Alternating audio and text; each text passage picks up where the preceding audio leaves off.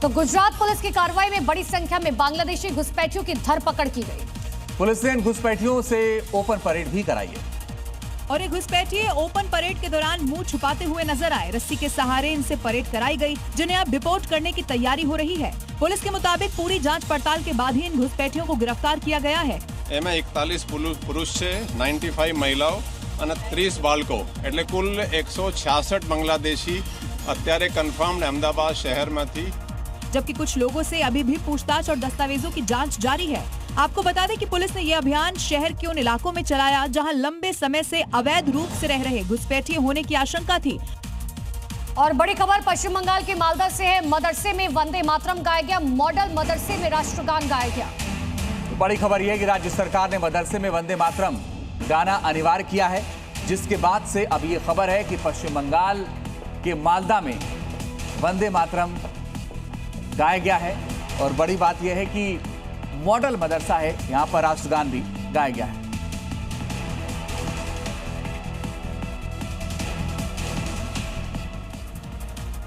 खबर है अग्निकांड के बाद एक्शन में है सरकार। अवैध होटल पर शिकंजा कसा जाएगा दिल्ली सरकार की तरफ से।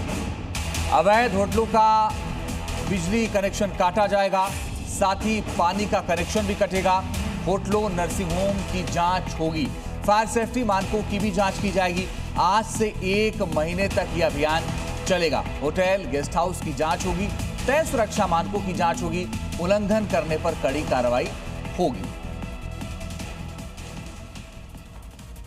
हिरासत में लिए गए लोकेश बजाज ने Malviya Nagar bed and breakfast योजना के तहत अपने साकेत स्थित घर पर भी होम स्टे बनाया है, जहां विदेशी आकर रुकते हैं। जी न्यूज संवाददाता प्रमोद शर्मा ने यहां का जायजा लिया। तो ये घर दिखाएंगे कि करोड़ों रुपए की कीमत वाला ये घर है, जो कि भ्रष्टाचार की कमाई से जो है कमाया गया है। किस तरीके से नियम कायदों को ताक पर रखकर जो B&B होता है, बेड एंड ब्रेकफास्ट, उसका लाइसेंस लेकर जो है कई होटल खड़े किए गए थे। और विदेशी जो टूरिस्ट यहाँ पर आते थे, इलाज के लिए आते थे, और मेडिकल टूरिज्म के नाम पे आते थे, उन्हें ठहराया जाता था। फायर की NOC नहीं ली जाती थी। बिल्कुल इस तरीके का होटल बनाए गए थे कि मोटी कमाई करते थे और उसी कमाई से यहाँ पर यह रहता है। और इस घर के अंदर भी कुछ अफ्रीकन मूल के नागरिक इस बिल्डिंग के अंदर भी मौजूद है।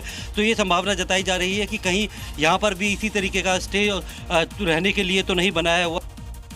इसके अलावा होटल मालिक लवकेश बजाज की ग्रीन रेजिडेंसी नाम से एक और बिल्डिंग है, जिसमें विदेशी आकर रुकते थे। जी न्यूज संवाददाता ने ग्राउंड पर जाकर यहाँ का भी जायजा लिया। देखिए, B&B के नाम पे ये ग्रीन रेजिडेंसी है, जिसका एक पार्टनर जो लोकेश बजाज है वो उसके नाम पर है ये। और इस बिल्डिंग में भी बेसमेंट से लेके 4 फ्लोर तक होटल बना रखा है। कुल 28 कमरे यहाँ पे बनाए हुए हैं। और इस वक्त आप देख सकते हैं ये बेसमेंट है।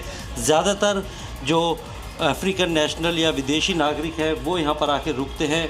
और ख़ास तौर पर ये लोग यहाँ पर आसपास के नामी जो अस्पताल है वहाँ पर इलाज के लिए आते हैं। और उन्हीं जो तीमारदार हैं या फिर पेशेंट हैं उनके लिए इस तरीके के बेसमेंट में भी कमरे बनाए हुए हैं। जो पिछले 6 महीनों में दिल्ली में लगातार जो आग लगने की घटनाएं हुई हैं, उन घटनाओं में बहुत से लोगों के मारे जाने की भी खबरें सामने आ रही हैं। सवाल यह है कि आखिर दिल्ली में वो कौन से सेफ्टी नॉर्म्स नहीं हैं जिनकी धज्जियां उड़ी हुई हैं और उसके बावजूद भी लोग ध्यान नहीं दे रहे हैं और लोगों की जान जा रही है।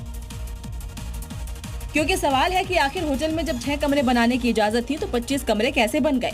बिना फायर NOC के होटल कैसे चल रहा था? कमर्शियल बिल्डिंग में बिना मंजूरी होटल चलाने की परमिशन किसने दी?